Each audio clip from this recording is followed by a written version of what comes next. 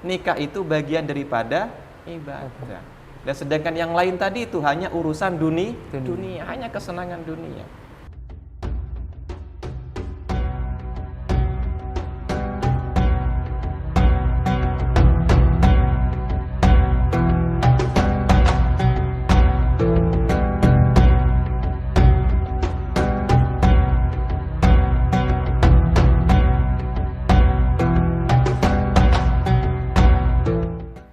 Assalamualaikum warahmatullahi wabarakatuh. Hai Sobat Generus Jember. Kali ini kita kembali lagi ke acara Bincang Hikmah Ramadan bersama Ustadz Siro. Dengan saya hostnya Hamam Adi Putra. Dan kali ini kita akan bincang-bincang lagi nih Ustadz. Ya, dari sobat-sobat yang sudah meluangkan waktunya untuk menanyakan tentang gunda-gulananya. Kita udah melewati beberapa episode sekarang. Kali ini tentang ini juga mencakup diri saya juga sebenarnya Ustadz tentang pernikahan. Wah, ini tentang pernikahan. Ini juga karena ini pertanyaan pribadi kayaknya seolah-olah kayak pertanyaan pribadi nih Ustadz. Karena juga kenaan dengan diri saya sendiri yang mungkin belum nikah sampai saat ini. Yang di usia udah 25 plus mungkin. Mudah-mudahan segera dipertemukan dengan jodoh yang barokah. Amin. Semoga disegerakan. Jadi kali ini ada dari Sobat Generus Jember ini menanyakan Ustadz. Ada pertanyaan seperti ini, kenapa sih banyak laki-laki yang belum siap untuk nikah? Padahal dilihat usianya juga udah cukup seperti itu. Dibilang kerja ya sudah ada pekerjaan atau udah dibilang ya minimal ada ekonomi yang bisa diputar dalam dirinya seperti itu. Tapi kenapa kok masih banyak laki-laki fenomena zaman sekarang di usia kalangan muda belum siap? Padahal usianya udah mapan. Laki-laki saja Pak, perempuan juga nih. Bisa jadi ini perempuan juga ini Ustadz. Kayaknya seperti itu, karena juga banyak usia-usia wanita yang udah 20-an ke atas, bahkan 25 plus, yang masih belum menikah dengan alasan belum siap. Nah, kira-kira itu bagaimana sih tanggapannya Ustadz? Kalau saya memandangnya dari sudut pandang era ya, keadaan ya, era zaman keadaan. Dulu, era 90-an, orang menikah itu ketika sudah menemukan orang yang dia cintai, dia merasa cocok, bahasa anak sekarang sudah merasa klik, dia nggak pikir panjang lebar, datangi orang tuanya, ngelamar, nikah, selesai. Di era itu. Ya. Kemudian berkembang sampai sekarang itu, lah sekarang beda lagi nih, pola pikir, mindset orang ketika akan menikah. Di mana yang laki-laki biasanya mempersiapkan diri untuk menikah, harus punya pekerjaan dulu, gitu kan, punya tabungan dulu, dan lain sebagainya. Begitu juga yang perempuan memandang laki-laki yang siap menikah itu laki-laki yang sudah punya pekerjaan, yang mapan, punya pangkat, punya tabungan, dan lain sebagainya. Betul. Yang semua ini saya katakan ada hubungannya juga tidak, tapi nggak ada hubungan juga bisa. Gitu. Karena orang menikah itu bukan karena adanya macam-macam tadi itu. Kalau kita lihat hadisnya tentang orang menikah itu kan simpel sebenarnya menikah ya. Yang penting ada calonnya. Kalau laki-laki ada calon istrinya, kalau perempuan ada calon suaminya gitu kan. Kemudian ada mas kawin, kan gitu ya. Ada saksi, ada ijab kabul, mahar, ada ya mas kawin tadi mahar, selesai terjadi pernikahan. Gitu kan. Kembali lagi ke apa namanya pola pikir. Orang dulu menikah aja. Setelah menikah bagaimana nanti, bagaimana rumahnya, bagaimana kendaraannya. Yo pikir nanti setelah menikah. Tapi orang sekarang kan enggak. Belum menikah aja dia sudah mikir rumah, mikir kendaraan, mikir penghasilan dan sebagainya. Inilah penyebab-penyebab dari pertanyaan teman-teman Generus Jember tadi yang menjadikan seorang laki-laki susah untuk memutuskan kapan dia harus menikah. Karena banyaknya pertimbangan ini tadi. Banyaknya syarat yang tidak ada mensyaratkan sebenarnya. Sebenarnya ya. Kan gak ada yang mensyaratkan kan? Betul. Apakah menikah harus syarat kaya? Enggak. Apakah dengan menikah kalau kaya, kalau mapan nanti pernikahannya bahagia? Dijamin bahagia? Belum tentu. Enggak, belum tentu juga. Banyak orang menikah sama-sama kaya, menikah sebulan, 2 bulan, setahun, 2 tahun bercerai. Iya, banyak kasusnya. Sebaliknya, banyak orang yang sama-sama tidak punya apa-apa, berangkat dari nol gitu. Bahkan langgeng ya. Harta yang dimiliki hanya untuk mas kawin itu saja, pernikahannya bahagia, romantis, langgeng sampai punya anak 4, 5, 9, 10 gitu ya. Luar biasa itu. Karena kebahagiaan dalam rumah tangga itu, sekali lagi, kebahagiaan dalam rumah tangga bukan ditentukan dari apa yang disiapkan sebelum menikah tadi itu. Misal, menikah sudah punya rumah sendiri, punya pekerjaan gaji yang tetap, punya mobil sendiri. Ini nggak menjamin bahagia kok dalam rumah tangga. Sehingga kembali ke pertanyaan teman-teman generus tadi, ya yang menjadi penyebab seorang laki-laki tidak segera siap untuk menikah, ya karena itu. Maka coba hilangkan itu, ya bukan hilangkan sepenuhnya sih ya, dikurangilah, diturunkan gitu loh. Bahwa menikah itu kesiapannya bukan hanya itu, tapi yang paling penting pertama laki-laki siap menikah adalah siap menjadi pemimpin. Itu yang terpenting justru Muhammad.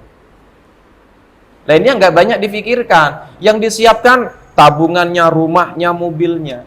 Tidak menyiapkan mentalnya, mental sebagai pemimpin. Bisa nggak saya mengarahkan istri saya untuk mengerjakan sholat? Ini justru yang disiapkan. Bisa nggak saya negur istri saya ketika dia sudah waktunya sholat, belum sholat? Ketika waktunya ngaji, dia belum persiapan berangkat ngaji. Bisa nggak saya melarang istri saya keluar rumah tidak pakai jilbab misalnya, atau tidak menutup aurat, saya larang? Bisa nggak? Justru mentalnya harus dibangun, disiapkan. Kalau soal rezeki, jangan pernah khawatir akan rezeki. Ketika Allah sudah menciptakan makhluk, belum tercipta wujudnya, sudah Allah siapkan rizkinya, sudah Allah siapkan ketentuan qadar rizkinya. Saya tanya balik nih, apa yang bikin sampean sekarang usia sudah cukup matang lah ya, usia cukup matang. Apa yang bikin sampean sekarang merasa belum siap untuk menikah? Sepertinya sama sih Ustadz ini, kan? sama kayak tadi. Karena merasa pekerjaan belum mapan, penghasilan belum tetap gitu. Betul. Kan? Kemudian merasa belum punya tabungan, merasa belum punya rumah sendiri, kendaraan, dan bla bla bla sebagainya. Terus kapan kira-kira sampean bisa mendapatkan ini semua baru sampean menikah? Nah, itu pertanyaannya. Kalau sampean mau menikah, nunggu punya rumah sendiri, nunggu punya mobil sendiri, punya gaji tetap, kapan sampean menikahnya? Kan begitu. Betul. Maka saya katakan tadi, ini semua nggak ada hubungannya dengan persiapan menikah. Sampean nikah aja sudah. Ini semua nanti bisa didapatkan setelah menikah, bisa diperjuangkan bersama. Tapi nikah dulu. Nikah itu bagian daripada ibadah. Dan sedangkan yang lain tadi itu hanya urusan dunia, hanya kesenangan dunia. Yang kalau kita bicara dunia mata'ung qalil. Dunia mata'ul ghurur.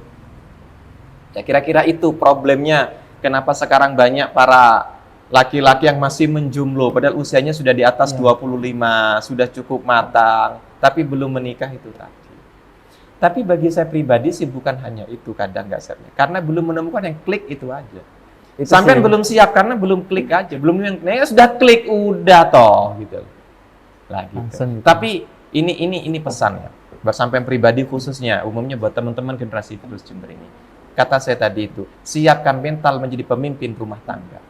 Itu poin pentingnya Pak Itu Ustadz. poin penting. Karena apa? Kata Rasulullah SAW, kullukum ra'in wa kullukum mas'ulun an ra'iyati. Ya, semua kalian, setiap kalian adalah sebagai penggembala, pemimpin, gitu ya. Dan semua kalian akan ditanya tentang gembalaan kalian.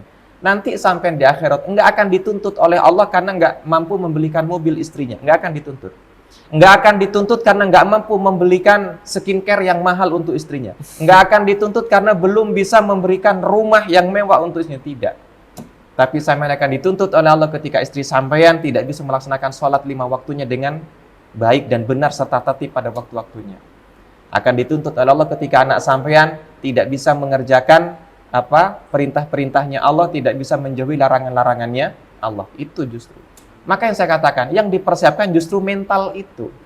Pola pikir itu. Pola pikir menjadi pemimpin dalam rumah tangga. Kira-kira begitu Mas Ahmad. Sampai kira-kira sudah pernah belum berpikir begitu? Saya ini sudah siap sih, apa belum untuk jadi seorang suami yang membimbing, membina, meramut, mengarahkan istri? Kan itu yang sudah disiapkan.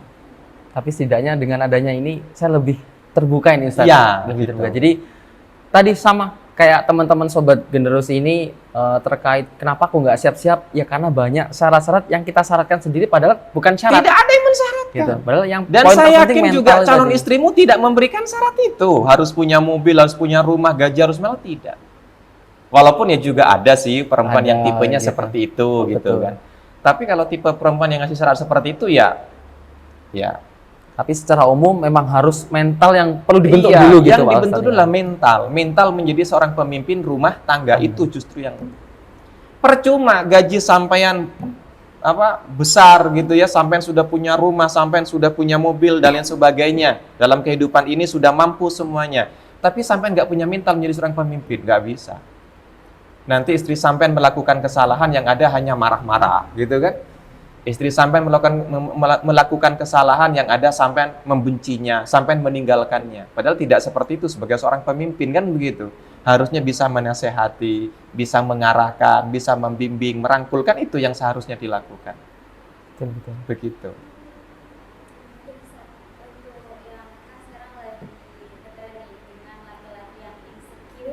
Iya. Dengan apa yang mereka punya, akhirnya itu kan menjadi dampak juga untuk kesiapan laki-laki dan perempuan yang terlalu independen momen. Iya. Itu kan Ya. lagi tren sekarang. Itu tanggapannya. Lagi-lagi saya kembali pada perubahan zaman ya, perubahan zaman atau perkembangan zaman, perubahan era lah ya. Sekarang ketika saya tanya para generus yang usianya sudah di atas 25, saya tanya kenapa belum siap menikah? Karena saya insecure dengan keadaan saya Pak, dengan kondisi saya Pak, seperti yang sampaikan tadi ya. Merasa tidak percaya diri ya, dengan apa yang saat ini ada pada saya dan lain sebagainya. Saya tanya begini, sampai normal nggak jadi laki-laki? Saya tanya begitu, Mas Ahmad. Maksudnya Pak? Enggak, tak gitu kan. Sampai jadi laki-laki normal, artinya sampai suka kan sama perempuan, senang sama perempuan. Iya Pak, ya itu sudah modalmu. Kenapa kok nggak percaya diri? Kan begitu. Harusnya sampai itu percaya diri apa yang ada di dalam diri sampean. Kalau seperti rumah, mobil, gaji dan sebagainya, itu kan di luar diri sampean, gampangan ini kan. Yang itu bisa hilang kapan saja, bisa datang kapan saja. Tapi yang ada pada diri sampean ini loh, gitu. Sampean normal nggak kan gitu? Normal Pak. Ada yang dicintai, ada Pak. Cuman saya nggak pede datangi. Kalau sampean sudah merasa cocok, datangi, lamar. Lah saya khawatir ya Pak, dia nanti minta gini. Itulah kekhawatiranmu. Kekhawatiran itu belum tentu sesuai dengan apa yang dikhawatirkan, kan begitu, hanya khawatir saja. Ya kira-kira begitu Mbak Tindi. Jadi jangan merasa takut untuk melakukan sesuatu karena perasaan yang berlebihan. Tidak melakukan sesuatu karena perasaan yang takut begini, khawatir begini. Itu kan kekhawatiran yang masih belum tentu terjadi juga, gitu kan? Belum tentu terjadi juga. Malah para wanita itu seneng banget kalau ada laki-laki yang berani terus terang. Ya, yang berani gentle gitu, menunjukkan walaupun dia gak punya apa-apa istilahnya gitu kan. Tapi kan tulus itu, tulus sungguh bahwa cinta itu nggak hanya di lisan gitu loh, tapi cinta itu dipraktekkan dengan melamar tadi, gitu, dengan kesungguhan itu tadi. Mungkin kalau bertanya nih Ustadz, gimana sih kan tadi udah disampaikan bahwa yang terpenting tuh mental, walaupun nanti ditunjang dengan finansial yang cukup, itu kan nanti ketika proses dia berjalannya waktu, tapi yang poin penting kan mental nih yang harus disiapkan. Mungkin ada nggak sih Ustadz tips-tips yang bisa dilakukan oleh generus, sobat-sobat generus, sehingga dengan tips itu mentalnya tuh lebih terbentuk, sehingga lebih pede, nggak insecure tadi, dan lebih siap menerima itu semua. Kalau saya dulu, saya kan cenderung menikah itu memang usia muda. Saya menikah di usia 19 masuk 20. Wah, saya muda sudah banget ya. itu. Sehingga saya sekarang sudah sudah banyak keturunan ya. Dan saya bangga dengan saya menikah di masa muda, saya bangga. Kenapa? Karena usia saya sekarang 40, anak saya sudah lulus SMK SMA. Artinya saya bisa menjadi temannya, menjadi sahabatnya gitu ya. Tidak menjadi orang tua dengan anak gitu ya, tapi lebih jadi teman. Apa kata sampean tadi? Cara ya. Yang pertama itu begini. Banyak ngobrol ya, banyak sharing dengan orang yang sudah berumah tangga. Sampean punya translator nih. Ini kayaknya rumah tangganya ideal nih. Misal si Fulan, atau anggaplah Pak Sirot gitu ya. Nih Pak Sirot kayaknya rumah tangganya ideal ini. Nggak pernah terlihat atau terdengar bertengkar sama istrinya rukun-rukun. Nah, sampean sharing tuh sama orang-orang itu. Orang-orang yang sekiranya menurut sampean ini orang baik nih dalam menjalankan rumah tangganya. Sebagai role Gitu ya. model gitu Sebagai ya. role model lah gitu kan. Sampean tanya ke dia, sharing bagaimana dalam berumah tangga menjadi suami yang baik. Itu akan membangun mental sampean. Oh, ternyata laki-laki harus begini ya, dan lain sebagainya. Kira-kira begitu, Mas Ahmad. Jadi lebih banyak sharing tentang kehidupan Iya. ke mana orang yang bisa buat role model kita Iya, seperti betul itu sekali. ya. Bagaimana Yang kita kedua, meningkatkan? kurangi rasa takut. Takut akan begini, akan begini, akan begini. Itu akan menghambat prosesmu, akan menghambat perkembanganmu nanti. Gitu. Jadi ibarat orang perang aja sudah. Perkara kalah menang nanti gitu loh. Jangan kalah sebelum Tapi perang kalau gitu ya. sampai takut duluan, Wah, wah itu sudah, rasa takut itu sudah kekalahan tersendiri. kalah sebelum perang ini namanya ini sobat-sobat. Tapi berani, itu kemenangan tersendiri sudah, kan begitu. Harus berani. Gitu. Yang penting kata saya tadi, mental kepemimpinan sampean sudah disiapkan dulu gitu loh. Salah kira-kira seperti itu. Lah juga jadi penghambat ini. Dari pengamatan saya, memang lagi-lagi faktor ketidaksiapan laki-laki kadang menghadapi era di mana wanita sekarang banyak menuntut. Mohon maaf kepada generus muda yang perempuan nih ya, ke mudi-mudi nih gitu ya. Wanita dulu, zaman dulu itu, ketika cinta sama seorang laki-laki, yang dia perjuangkan cintanya itu sudah. Artinya dengan cinta itu dia sudah merasa cukup dalam kehidupannya. Perihal harta dan sebagainya nanti dicari bersama-sama. Tapi orang sekarang cinta iya, tapi juga memandang yang lain. Bahkan cenderung memang harta yang dipandang sekarang. Rupa malah kesekian kalinya kira-kira ya Mbak Vindi ya. Ora patek ganteng ora apa-apa, yang penting duit akeh. Iya. Lah ke situ. Padahal suami banyak uang tidak menjamin istri bahagia. Betul. Nyatanya banyak istrinya konglomerat minta cerai dari suaminya. Iya kan? Iya, Gitu kurang loh. kasih sayang bisa jadi gitu. Bisa justru kurang kasih Sayang. Makanya saya ngasih pilihan ke istri saya, gampangan. Ke istri saya ngasih pilihan ke istri saya. Kalau sampean pengen, gitu kan, hidup sampean itu penuh dengan gelimang harta, gitu kan, maka biarkan saya bekerja, bahkan mungkin ke luar negeri, meninggalkan sampean, gitu kan, tapi sampean akan dapat banyak uang, insya Allah juga, gitu, insya Allah juga. Tapi itu konsekuensinya, tidak akan mendapatkan kasih sayang setiap saat. Gitu. Nah, kalau sampean pengen dapat kasih sayang setiap hari saya bersama sampean, ya biarkan saya dengan keadaan saya saat ini seperti ini. Kira-kira begitu. Dan istri memilih saya lebih sering di rumah saja sudah. Untuk apa uang banyak gitu? Kebutuhan semua, keinginan semua tercukupi kalau tidak ada suami di sampingnya. Karena perempuan kenyataannya nanti setelah menikah tidak hanya butuh uang, tapi kasih sayang justru yang lebih penting. Ibaratkan penunjang semua lah ya. Penunjang Finansial semua. kan hanya sebagai penunjang untuk Sebagai melengkapi penunjang, gitu ya. betul sekali. Seperti itu. Maka jangan takut menikah karena belum punya apa, jangan pernah. Syarat-syarat tadi itu Ustaz Iya. ya. Bahkan justru kata Rasulullah SAW, iltamizur rizqa bin nikah. Carilah rizki dengan cara menikah. Karena istri itu sudah rizki. Betul. Bahkan sering saya sampaikan kepada generasi penerus, kalau sampean menjomblo, belum menikah, rizkimu ya hanya milikmu. Rizki satu orang, ya hanya satu orang ini saja. Tapi ketika sudah menikah, rizkinya dua orang jadi satu. Lebih besar lagi. Lebih besar lagi. Punya anak satu, rizkinya 3 orang jadi satu. Punya anak 4, rizkinya 6 orang jadi satu. Punya anak 9, rizkinya 11 orang jadi satu. Betul. Cuman rizki itu jangan dibatasi pada uang. Rizki itu umum, global. Banyak macamnya ya. Sehat adalah rizki, kan gitu. Ibadah lancar adalah rizki. Bahagia juga. Bahagia adalah rizki yang paling tidak ternilai kebahagiaan. Tidak merasa susah. Iya, betul sekali. Gitu. Kira-kira seperti itu. Itu tips ya Ustadz dari Ya, operator-operator yang masih jomblo boleh mungkin. boleh kalau mau nanya-nanya. Punya Teman-teman problem ini apa nih, gitu tim-tim ya. Kayaknya soalnya udah pada nisof semua nih Ya ini operator-operator. tim-tim dari Bincang Hikmah Ramadan juga kebetulan udah 25 plus semua ini Ustadz ini. Wah ini pertanyaannya udah sangat-sangat menyinggung kita ini. Tapi alhamdulillahnya hikmahnya bisa membuka pikiran kita Iya. lebih terbuka lagi, tidak mengkerucut seperti yang halnya tadi, Iya. mensyaratkan yang tidak ada syaratnya sebenarnya. Dan tidak ada yang mensyaratkan untuk Iya, itu. tidak ada syaratnya. Sebenarnya seperti itu. Syarat nikah itu laki tenan, yang perempuan tenan kan gitu. Laki tenan guys, gitu. Laki tenan. itu syaratnya. Betul. Dan jangan LGBT ini banyak lagi LGBT. Wah, itu. Jangan Na'udzubillah sampai min dzalik. pemuda atau sobat-sobat generus Ya.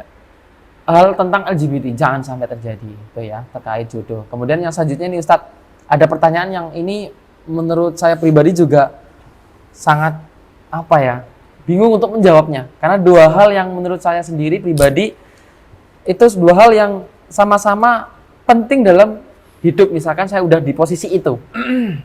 Pertanyaan itu bagaimana terjadi sesuatu hal misalkan antara istri dan seorang ibu kita. Bagaimana kita memilih dari dua itu? Nah, ini pertanyaan yang Wah, ini pertanyaan yang berat ini bagi Berat. seorang laki-laki ya. betul sekali Ustaz. Karena- Gimana ini menyikapi seperti ini? Kita di posisi yang ada di posisi harus memilih antara itu. Apakah kita harus memilih istri kah? Atau memilih ibu? Iya. Atau memilih siapa yang dipilih atau tidak dipilih? Nah, ini kan pertanyaan yang rumit. Pilihan yang berat ya. Wah, berat sekali. Ini saya sendiri juga nggak mampu Iya. menjawabnya ini. Kita Biar harus- silakan menurut Ustadz gimana nih? Sudut pandang dari segi agama seperti apa? Fenomena seperti apa mungkin? Iya. Atau pengalaman pribadi mungkin bisa di-sharing ke teman-teman sobat ini. Bakti seorang anak laki-laki kepada orang tua tidak terputus setelah menikah. Ya. Nggak boleh putus setelah menikah. Artinya setelah dia menikah tidak boleh dia terus meninggalkan baktinya kepada kedua orang tuanya. Di sisi lain, seorang anak laki-laki ketika sudah menikah, maka dia sudah menjadi seorang suami yang dia punya tanggung jawab terhadap istri dan anak-anaknya. Lalu bagaimana Pak, mana yang harus saya utamakan dalam kehidupan ini? Apakah orang tua, apakah istri? Kita lihat dulu situasi dan kondisinya. Lihat sikon ya Ustaz. Ada kalanya kita dihadapkan pada situasi harus mengutamakan orang tua. Ada kalanya kita berada dalam situasi kondisi harus mengutamakan istri. Bisa difahami maksudnya ya? Bisa, Sehingga mana yang harus dipilih? Pilih semuanya. Tidak boleh ditinggalkan. Ini hanya urusan kondisi nanti. Misal begini, kita sudah punya istri, sudah menikah. Lalu suatu saat orang tua kita nelpon. Nak Hamam pulang ke rumah, saya sakit. Sampai mendahulukan siapa? Orang tua dong, Otomatis. karena kondisi orang tua saat Sakit. itu sedang Sakit. sakit. Nah itu contohnya. Jadi siapa yang membutuhkan saya lebih penting? Apakah anak ataukah istri ataukah orang tua? Gitu. Jadi kembali lagi kepada situasi dan kondisi, kondisional lah istilahnya. Karena dua-duanya sama-sama penting. Dua-duanya sama penting. Ketika ada yang misal ditinggalkan, karena nggak boleh ditinggalkan Mas Hamam. Jangan sampai karena mencintai istri, cinta kepada orang tuanya hilang, nggak boleh. Nanti seperti sahabat siapa? Alqamah, ya, seperti sahabat Alqamah, yang karena dia lebih mendahulukan rasa cintanya, lebih mengutamakan cintanya kepada Kepada istri. istrinya, akhirnya berani menentang orang Tuanya. tuanya, berani meninggalkan orang tuanya, tidak. Laki-laki itu oleh Allah fitrahnya bisa mencintai lebih dari satu orang, itu laki-laki. Makanya laki-laki boleh menikah lebih dari satu. Mohon maaf, operator yang perempuan. Karena memang laki-laki secara alami bisa mencintai orang lebih dari satu. Sehingga tidak bisa karena mencintai istri terus hilang cinta kepada ibunya, nggak boleh. Harus sama-sama dicintai. Adapun cara memperlakukannya, yaitu tadi kondisional. Betul sekali. Gitu. Nggak boleh juga seorang suami karena lebih mementingkan orang tua, anak sama istrinya terlantar, juga nggak boleh. Karena tadi dalilnya kullukum ra'in wa kullukum mas'ulun an ra'iyati. Tanggung jawab kita adalah kepada anak dan istri kita tanpa harus meninggalkan orang tua. Tanggung jawab kita juga kepada Iya. orang tua. Maka begini biasanya saya sampaikan. Seorang anak ketika sudah berumah tangga, terus kondisi orang tuanya sudah sepuh gitu ya, sudah tidak mampu bekerja, sebaiknya ajak hidup bersama saja.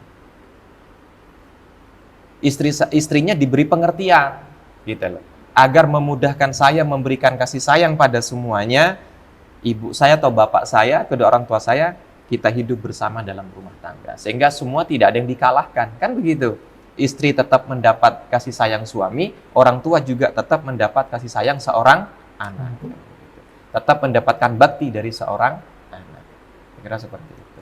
Itu dari sobat generous, insya Allah terjawab ya terkait bagaimana saya memilih antara ibu dan seorang istri. Yaitu Dua-duanya dipilih. dua-duanya dipilih dan tetap kita melihat kondisi mana yang terbaik untuk dua-duanya sehingga tidak ada yang tersakiti seperti Betul, itu ya. betul Sehingga sekali. tidak ada yang tersakiti dan harapannya tidak terjadi seperti zaman sahabat tadi, Iya.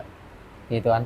Gara-gara mementingkan istri tanpa memedulikan seorang ibu, gitu, seorang ibu bahkan menentang seorang ibu. Jadi sama-sama pentingnya bagaimana kita mengatur diri kita sebagai seorang laki-laki, seorang anak atau sebagai seorang suami sehingga tidak ada yang tersakiti dari salah satu pihak. Betul. Seperti itu. Bagaimana kita sebagai seorang pemimpin, lagi-lagi kembali ke seorang pemimpin yang mempunyai mental bagaimana bisa mengatur itu semua. Ya, Itu Pak Ustadz betul ya. sekali. Jadi kembali lagi dari sobat generous bahwa mental itu penting. Ya finansial juga gak kalah penting sebagai penunjang, namun yang lebih utama terkait mental itu tadi. Sehingga problem-problem seperti ini bisa terselesaikan dengan baik. Tidak ada yang merasa tersakiti. Itu mungkin kesimpulan dari bincang hikmah Ramadan pada season kali ini. Mungkin itu Ustadz ya. Baik. Cukup dari Ustadz. Nggih. Dari saya juga Jazakallah cukup. khairan. Alhamdulillah jazakumullah khairan. Jazakumullah khairan Ustadz. Amin. Dari kita tutup. Akhir qouli hadza. Wassalamualaikum warahmatullahi wabarakatuh. Waalaikumsalam.